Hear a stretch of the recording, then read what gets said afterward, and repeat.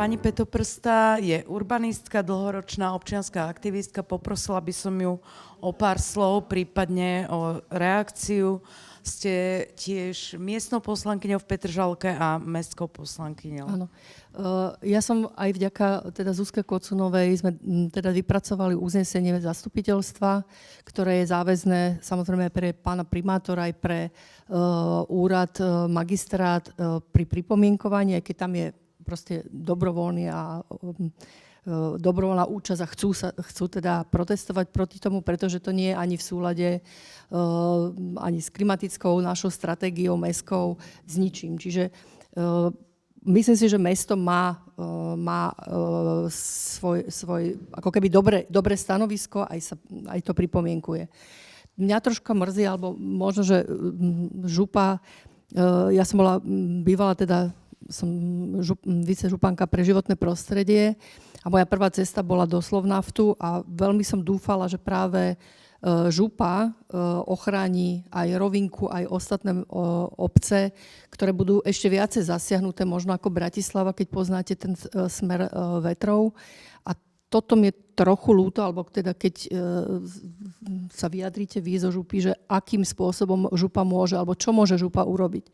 Lebo my si tu hovoríme veci, ktoré všetci vieme a trochu sa presviečame sami seba, ale ja si myslím, že najdôležitejšie si povedať, že aké opatrenia alebo čo môžeme urobiť.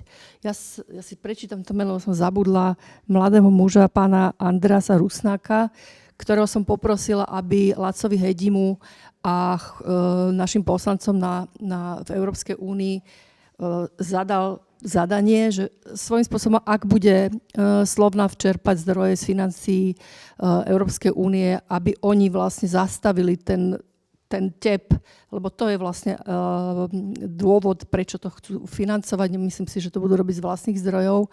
Čiže ak sa podarí toto zastaviť, to by bol ako keby veľmi silná motivácia, aby to buď zredukovali, alebo nerobili, alebo proste s tým niečo iné robili. To financovanie si povedzme, to je krvná skupina, ktorú keď zastavíte, jednoducho to nebude. Nám sa to podarilo pri štvorprúhovej ceste, ktorá mala ísť cez Petržalku, že sme spolupracovali s Európskou komisiou, vysvetlili sme im, že tu mám veľkú petíciu proti tomu a oni sami povedali, predsa nebudeme financovať do niečoho proti občanom a verejnosti. Čiže župa má veľký vplyv aj na komunikáciu s Európskou komisiou, sú tam veľmi dobre vybudované vzťahy, čiže by som bola, ja nie som teraz župný poslanec, čiže neviem to z tej pozície tlačiť, ale by som bola veľmi rada a vyzvala by som teda súčasného vicežupana pre životné prostredie, aby vytvoril teda ten tlak, ktorý by prišiel z Európskej komisie alebo z Európy na financovanie takýchto zariadení na Slovensku. A to hlavne z toho dôvodu, že župa má vo svojej kompetencii zdravie obyvateľstva. Čiže nie životné prostredie, nemá kompetencii, ale má zdravie obyvateľstva. Čiže to je taká moja prosba pre vás. Druhý taký ako keby argument je legislatívny, to znamená zastavenie celého procesu cez súd, ktorý by vedel zastaviť teda celú EÚ z hľadiska možno nejakých procesov, že ste neboli účastníkmi alebo vám ministerstvo urobilo nejaké pochybenie pri procese. Ja sa priznám, že nie som právnik, som architekt, čiže asi to bude vec pána Kiču alebo niekoho z vás, ktorí ste aktívne pripomienkujete a vedeli by ste sa odvolať a potom by bolo výborné, keby niekto, neviem kto, musí to mať svoju hlavu, musí to mať svoju energiu.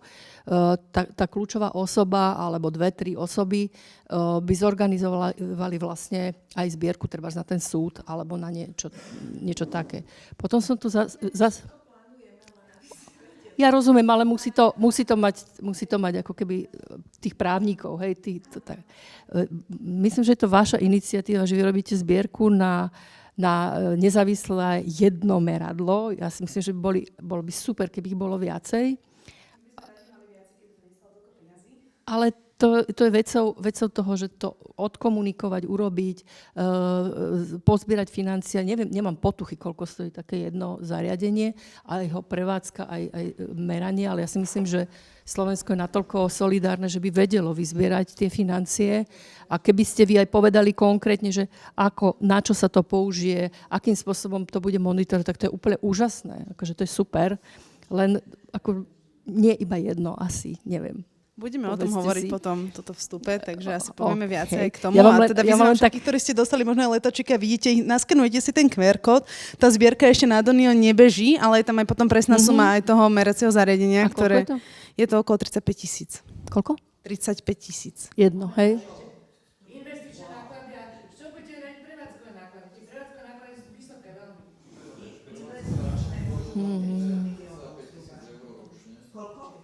Čo? Ale to je... Okay. A takto ešte neviem, aké zdroje vy, ako si myslíte, že... Finančné. Ako z tých verejných, lebo aspoň ja, čo mám informáciu, tak oni v podstate sa spoliehajú len na nejaké tie úvery alebo niečo také, lebo Európska únia totiž to nepodporuje už energetické zhodnotenie. V žiadnom štáte už teraz.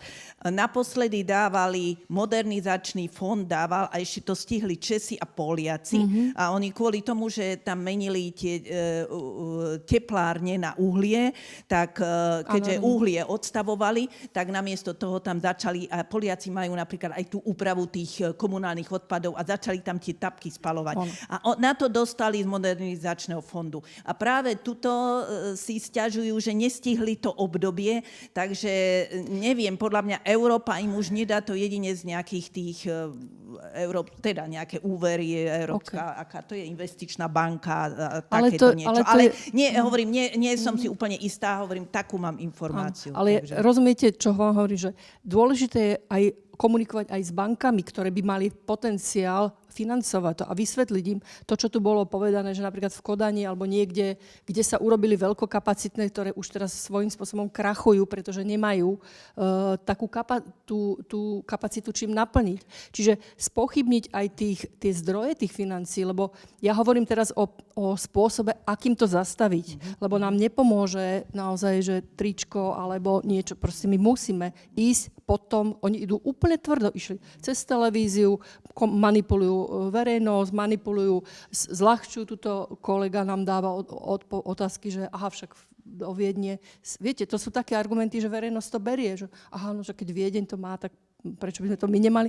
Čiže toto sú tie veci, na ktoré oni vedia, čo robia, no ale treba ich aj spochybniť, aj čo sa týka tých konkrétnych vecí, ktorých zabolia. A to je legislatíva, financie, samozrejme verejná mienka, a to sú veci, ktoré to môžu zastaviť. Okay? Toľko z mojej skúsenosti života. Ďakujem veľmi pekne.